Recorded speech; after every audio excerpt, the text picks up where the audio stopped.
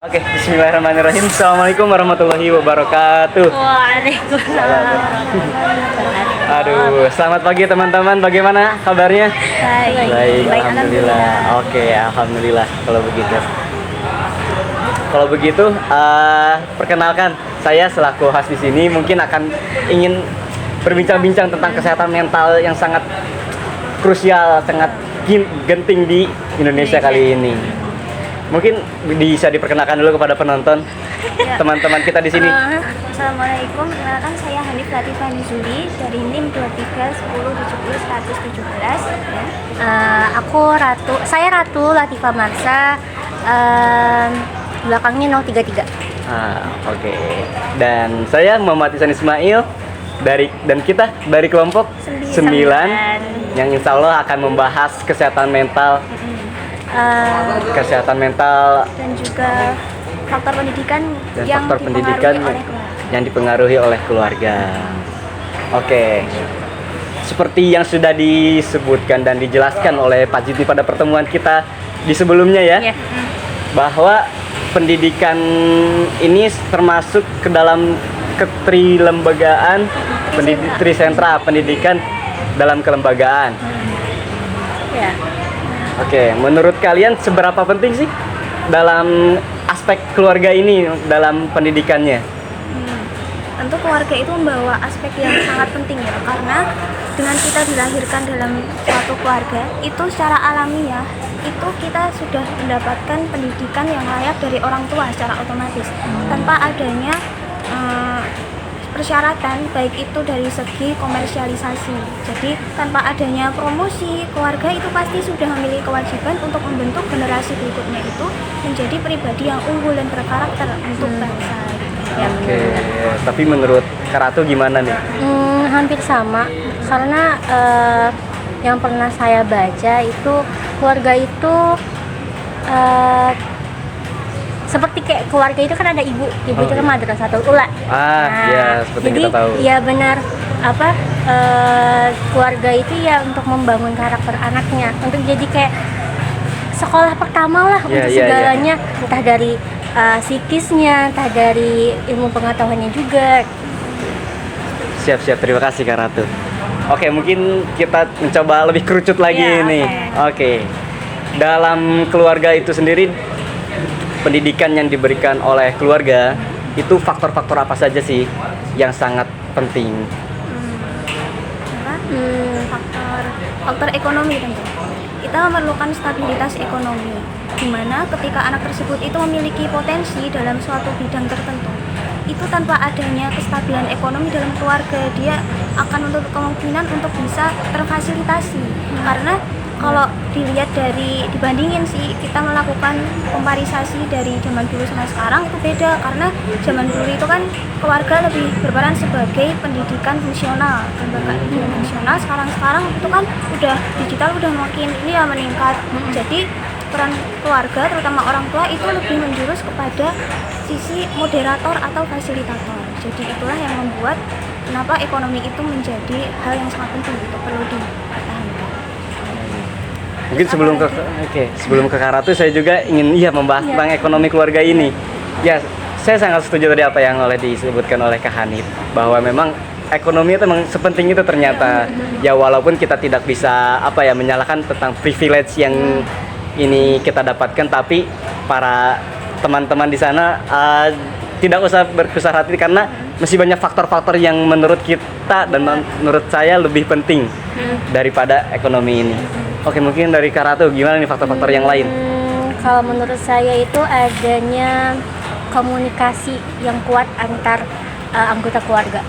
Jadi kalau misalkan di antara anggota keluarga pun nggak ada komunikasinya, saya kayak jarang untuk ngobrol, jarang untuk bercerita, itu untuk kedepannya pasti si anak tuh bakalan entah jadi pribadi yang tertutup banget, atau yang dia malah punya masalah psikis untuk memendam semuanya sendiri gitu. Itu sebenarnya saya. Oke. Komunikasi dalam keluarga ya. Komunikasi. Iya sih. komunikasi dalam keluarga. Alhamdulillah saya tumbuh dalam keluarga yang cukup baik dan alhamdulillah ya bukan cukup mungkinnya sangat baik di mana komunikasi antar keluarga berperan sangat saling apa ya? Memberikan timbal balik. Iya, Oh, saling iya. timbal balik. Oke. Menurut Mas Zan gimana Gimana ada Kan pendapat lain? faktor yang keluarga itu? Oke. Menurut saya sendiri nih, nanti mungkin boleh ditanggapi oleh teman-teman. Dimana bahwa apa ya? Pendapat bukan pendapat kita sebutnya. Pengetahuan dari keluarga itu sendiri dari seorang ayah dan bagaimana seorang ibu, pendidikan yang mereka miliki itu sangat berpengaruh.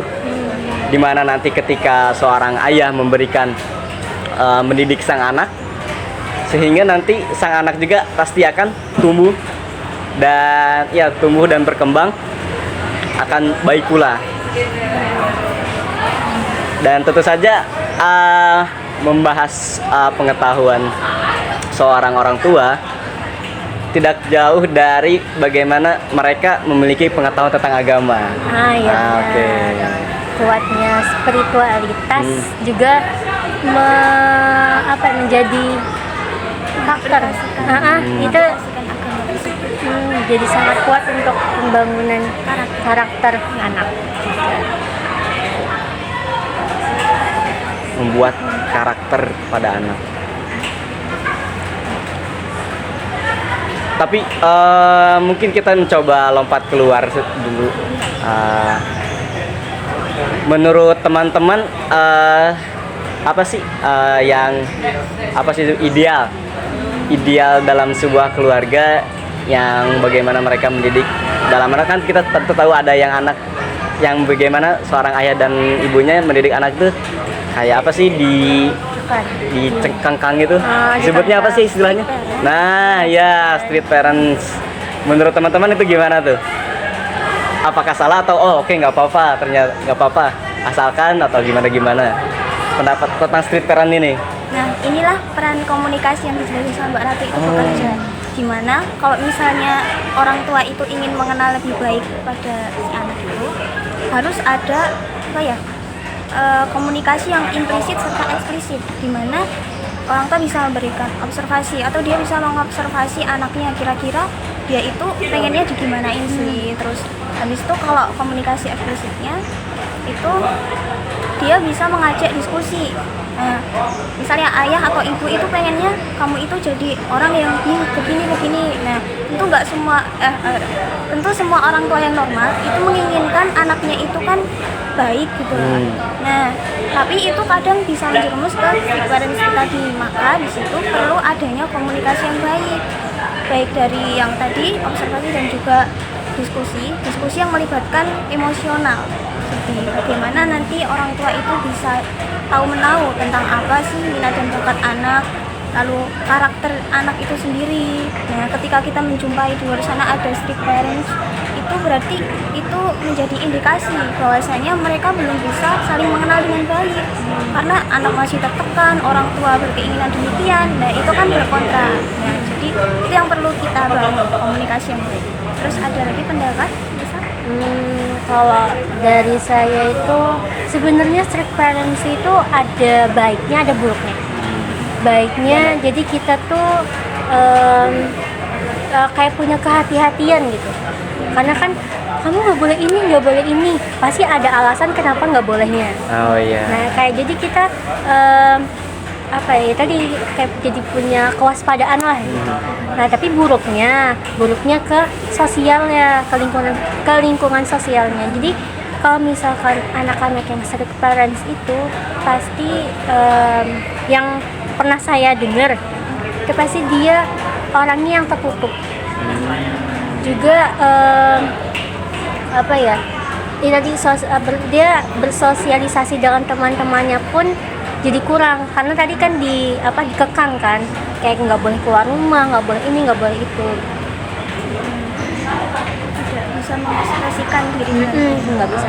Iya. Berarti yang ngebahas street parents lagi nih. Membahas street parents. Berarti bisa saya simpulkan apakah apabila nanti kita menjadi seorang orang tua, apakah salah kita membebaskan seorang anak nanti untuk silakan. Salah nggak sih? Salah atau menurut teman-teman gimana nih? Betul. Aku oke. Sebenarnya ya nggak salah banget. Cuman kita juga nggak boleh untuk terlalu mengalah ke si anak. Kayak udah boleh kok, boleh ini boleh. Tapi kan ya mungkin ya kita sekarang sering dengar kalau model parenting sekarang sama dulu itu beda kan ya. Kayak sekarang tuh lebih kayak udah boleh kayak kita lebih ngementingin mental si anaknya yang bla bla bla bla bla gitu.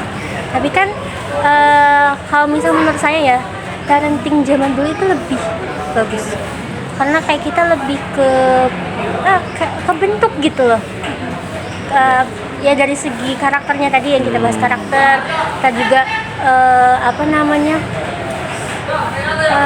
Kesehatan mental nanti akan berpengaruh tentu saja. Jadi kita tuh lebih kuat untuk menghadapi masalah-masalah ke depan dengan Iya sih, saya juga pernah dengar. Menurut kalian bener gak sih tentang Gen Z ini yang mental tempe ini? Apakah ini juga memang pengaruh tentang keluarga ini? Relate dengan sekarang, karena ya gitu seperti yang disampaikan tadi bahwa memang strict parents itu memang perlu kadang digunakan, nah tetapi perlu digarisbawahi bahwasanya ketika orang tua memberikan kebebasan itu harus berkaitan erat dengan pembentukan potensi, jadi harus benar-benar support dari anaknya itu kayak gitu. Oke, mungkin iya setuju. Mungkin saya mau coba sedikit berkisah curhat mungkin istilahnya ya, bahwa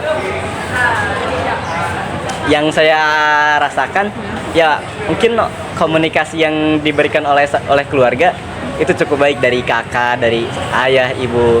Alhamdulillah ya cukup baik. Tapi yang tadi, kenapa saya tadi menanyakan tentang membebaskan seorang anak dalam memilih, itu yang saya alami, dimana kurangnya pengarahan kepada sang anak,